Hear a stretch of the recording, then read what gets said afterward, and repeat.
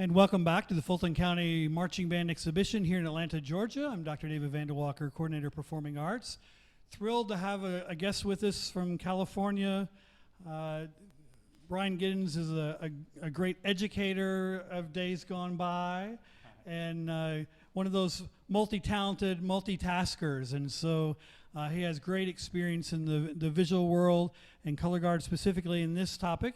Brian, give us a little bit of insight about your background and your creative arts involvement, and then Brian's going to share a little bit about some of the non-negotiables for all of our programs and things to be considering this time of year as we come into transitioning from that learning cycle into practicing how to perform. So, Brian? Right, thanks. Yeah, I came into this years ago, probably. I think if we added it all up, it would probably comprise about 30 years of being involved in this activity from a teaching perspective.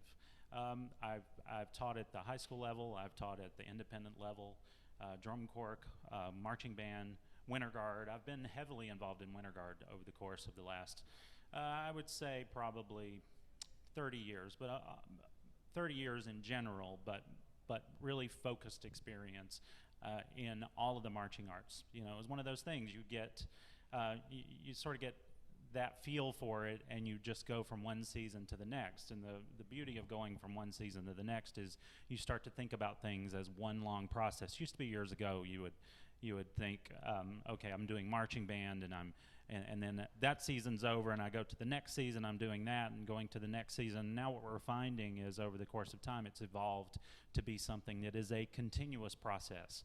And I do think that that's something that's important to be grounded in when you think about this activity. And even from everybody's perspective, it's from an educational perspective, and I have an interesting lens because I'm also an educator. I was a classroom teacher, I was an administrator, I've been an education consultant for the last 7 years.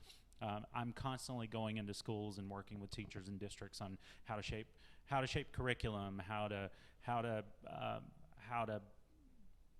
make student-centered learning happen in your classroom. And that lens has been transferred by me into what I do with pageantry, whether it is I'm working with a marching band, which I have a tendency to be involved in the holistic visual process, where it used to be it's sort of the natural evolution of someone that does what I do. And there are several of us, and I have colleagues all over the country that do it even more and even better than I do. And constantly we're learning from one another, learning by watching, learning by doing.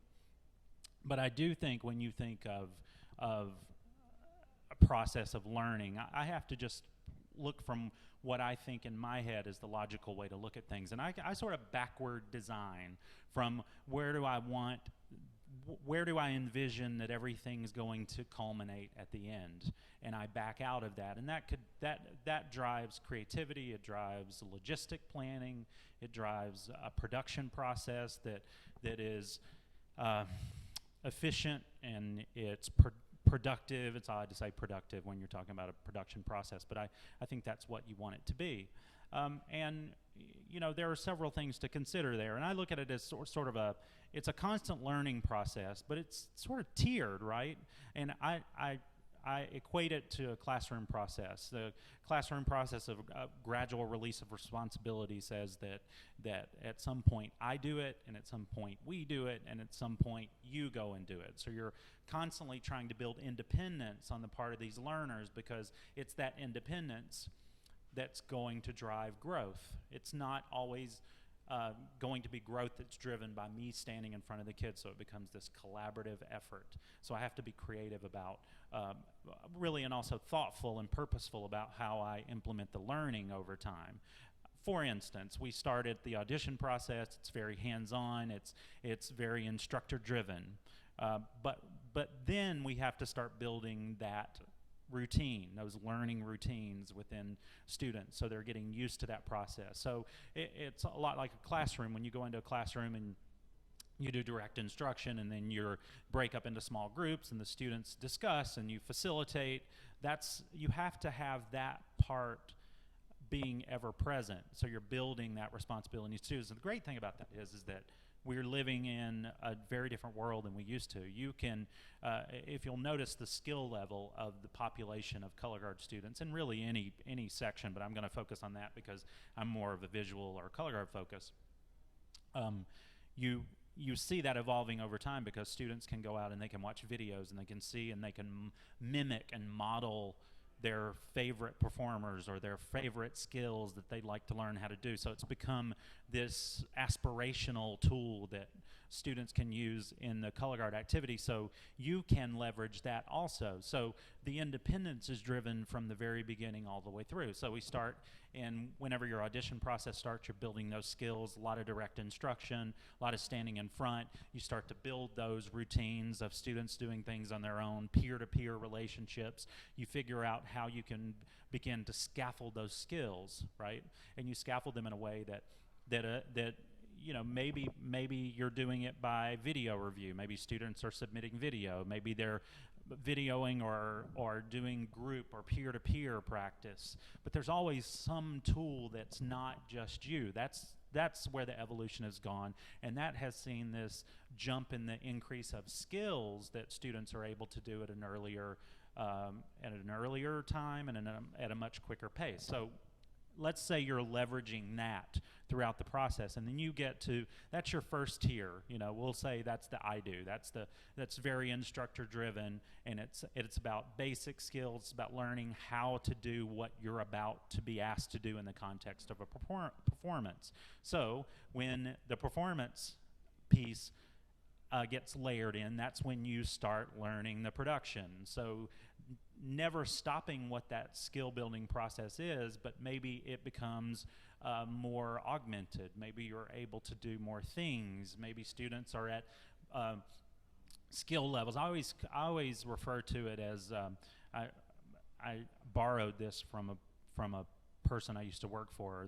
They referred to the Goldilocks level of challenge, that you always try to create the conditions where there's just the right amount of challenge. It's not too hard, but it's not too easy, because the research shows that students, you know, if they're grappling with skills or grappling with content that you provide them, that's they're going to show an increase in their skill level. So you know, it speaks to that where we've evolved to in marching band also, that you know, it used to be that we would say, as a very generic phrase, we'd say, you know, it's just got to be clean. Now, to some degree, that's still true, but there's also that engaging element of growing and our fidelity to this idea that we want to create challenging situations for kids so they can excel. So we want to build that right amount of challenge, and sometimes that's automatic because we've built just by virtue of the way that we do things, and by students coming in at different entry level or entry points in the performance process, they're going to naturally be at different places anyway.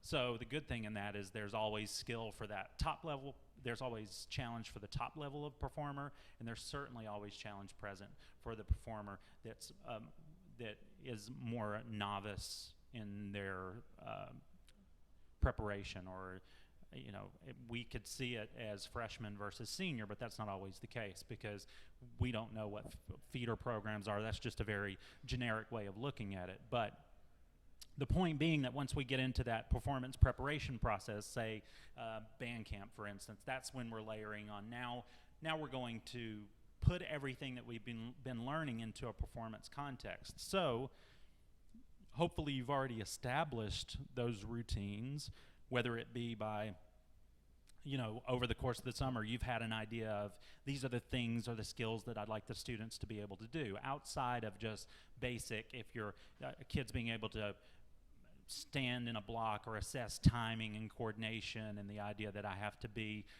in sync with the rest of the team because it's a precision-based process. But those skills, if you can see forward, this is what I'd like my students to do, you start to build that into your routine. You start to build that into your daily